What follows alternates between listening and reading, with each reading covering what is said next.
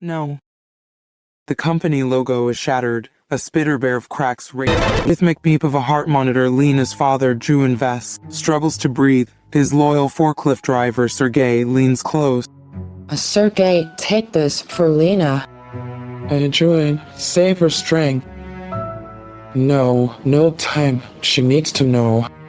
Juan presses a grease-laced napkin into Sergey's hand. Tell her, check the codes, the old codes, Tomas. Why about Tomas? Danger. Now Lena Vesk's kitchen late at night, a laptop hums. The old code.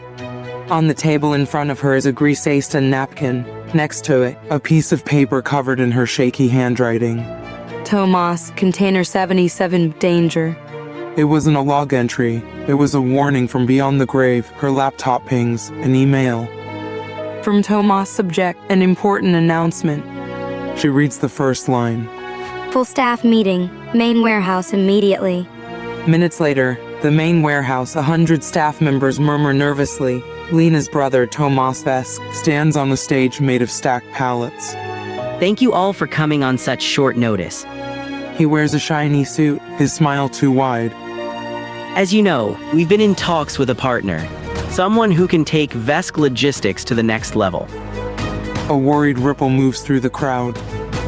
I am thrilled to announce we have reached an agreement with a German conglomerate. The sale will be finalized in 5 days.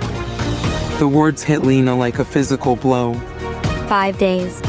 Loading Bay 3, the salty Baltic wind whips across the concrete. Sergey Orlo, his gray hair flying, checks a manifest. Lena approaches, holding out the decoded napkin. Sergey takes it. The color drains from his face. He tried to tell you. Juan knew.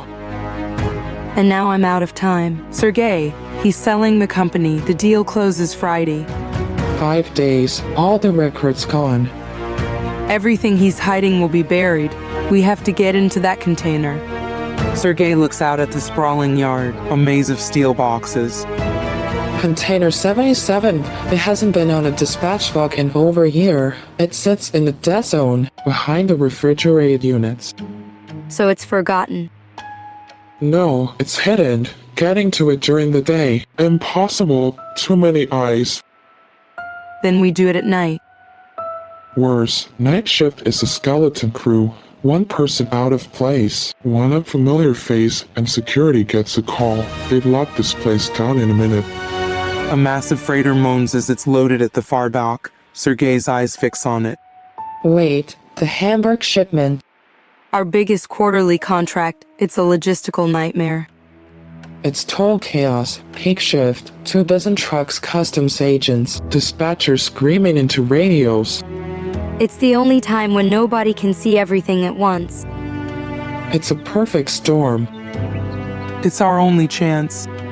A plan begins to form in her eyes, cold and precise. I can create a phantom load order, a critical misscan that doesn't exist. It'll send Vesk Logistics warehouse manager to the wrong end of the depot. For how long? It should give us 10 minutes. 10 minutes is a lifetime in this yard, but it will have to be enough. The hushed corridor of the administrative offices. Tomas steps out of their father's old office. He holds 2 champagne flutes. Lena, just the woman I wanted to see. He pours champagne from a bottle tucked under his arm. Celebrating our good fortune. You should be happy. This sale sets us both up for life. This was never about money for you. Tomas takes a slow, deliberate sip. You're right. It's about respect. Something Dad always saved for you. The steady hand, he called you. He leans in, the smell of expensive alcohol on his breath. But logistics isn't a clean business, sister. Sometimes you have to be willing to clear the board to win. What does that mean? He straightens his tie, his smile returning. You should go see Marta. Don't let all this work distract you from what's important.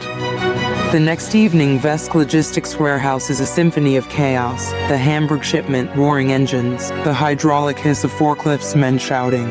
Lena sits at her supervisor's terminal. Security feeds flicker on the monitors. Her heart hammers against her ribs. She types. A red error flag blinks to life on Vesk Logistics warehouse manager's screen across the depot. On camera, she watches him swear, slam his desk, then storm out. Now, Sergey.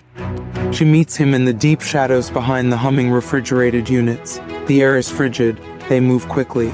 Container 77 is pitted with rust forgotten. Sergey produces a pair of bolt cutters. The sharp snap of the metal breaking echoes in the din. He grunts, pulling the heavy door open just enough to slip through. Darkness. Lena clicks on her flashlight. The beam cuts through years of settled dust. The container is mostly empty. In the back, covered by a heavy canvas tarp, is the shape of a vehicle's front end. Lena. Lena's hands shake as she pulls back the tarp. The flashlight catches the glint of damaged chrome, the front of a Scania truck. No. The company logo is shattered. A spitterbear of cracks radiates from a single point of impact. Embedded in the broken plastic, snagged like a terrible memory, is a scrap of red fabric wool. Marta's scarf.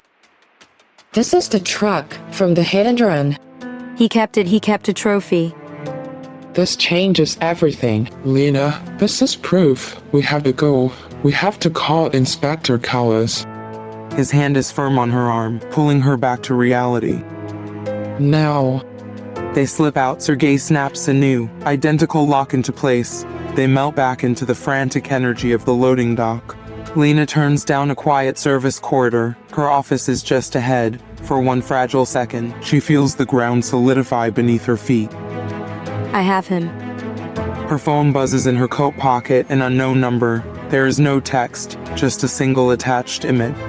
Her blood turns to ice. It is a photograph of her daughter Marta, sleeping in her hospital bed. The cheap curtains are partly drawn. The angle is from outside. Looking in through the window, the digital clock on the bedside table is clearly visible. The picture was taken less than a minute ago. He knew. Container 77 wasn't a secret he was hiding. It was a trap.